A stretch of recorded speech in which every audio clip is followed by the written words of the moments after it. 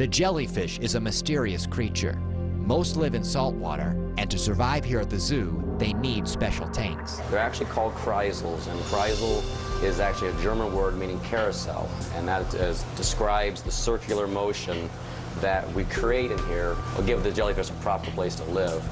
Jellyfish, they depend on ocean currents for their locomotion. The translucent appearance of the jellyfish makes it easy to see they barely have any organs. The only thing that can be considered an organ that they have is a stomach. They don't have brains, they don't have any other type of organs. They're just pretty much a blob.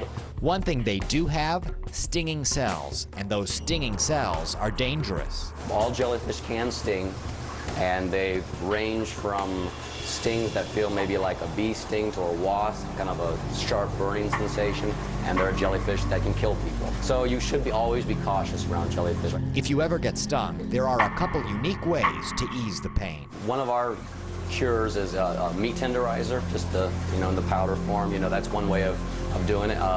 Another way, which does work, is you can pee on yourself.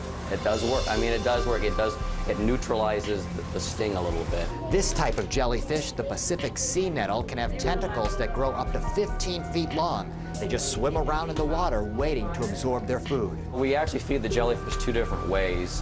One way is called broadcast feeding, which basically just means I take a food and I just stick it in there and it just circulates the whole tank, and then the jellyfish just collect it.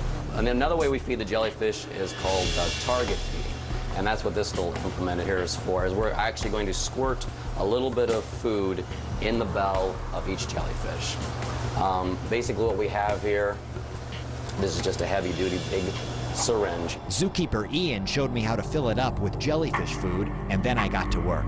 Luckily, the long tube kept me a nice distance from the jellyfish, and that's always a good thing. So I always tell people, if they go to the coast and they see a dead jellyfish, or they think it's a dead jellyfish on the beach, never pick them up, because they can still sting even when they look or are dead, because they have stinging cells all on the outside of their bodies. So people should be wary of them. In the safety of their zoo tank, though, you can enjoy them worry-free.